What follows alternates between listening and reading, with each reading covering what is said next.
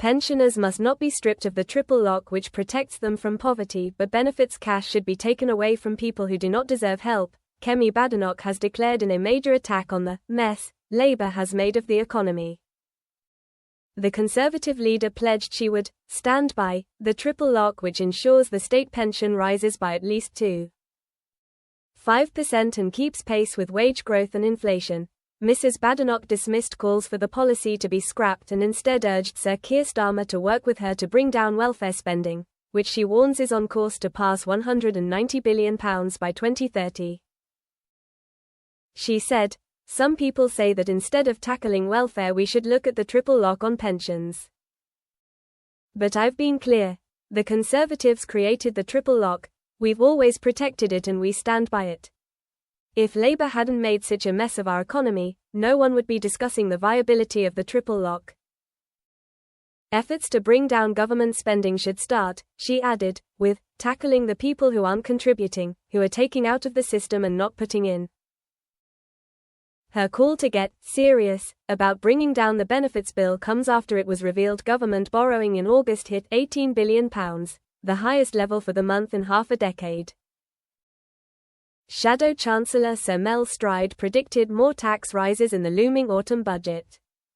He said, "That's the worst August borrowing figure since the pandemic and is a direct result of Rachel Reeves' economic mismanagement."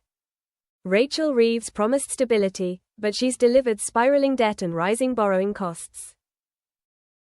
Labour can expect further attacks if it moves to scrap the two-child benefit cap, with the party's deputy leadership contenders Education Secretary Bridget Phillipson and Lucy Powell attacking the policy.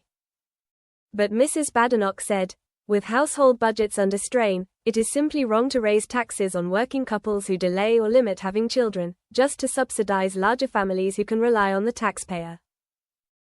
Dennis Reed of the campaign group Silver Voices warned any party that abandoned the triple lock would face disaster at the ballot box. He said, "The triple lock is the politicians' guarantee to pensioners that our incomes will not fall below cost of living increases. Any attempt by any political party to betray that guarantee would be electoral suicide." Despite the shrill calls of unaccountable think tanks, the British public supports the lock overwhelmingly. The commitment by Kemi Badenoch to stand by the triple lock is most welcome, but we want political leaders to go one step further, to guarantee the lock for the whole of the next parliament. With the next election possibly closer than we think, the first party to promise that would gain ground and kudos amongst older people. A Reform UK spokesman said, "Decades of reckless inaction from the Conservatives and Labour have bloated Britain's welfare bill beyond reason." Reform UK leader Nigel Farage committed to slashing the welfare bill at our conference in Birmingham this month.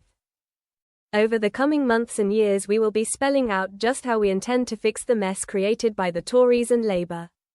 Labour Work and Pensions Secretary Pat McFadden said, "We inherited a system from the Tories with too many people going on to benefits instead of into work, particularly among the young.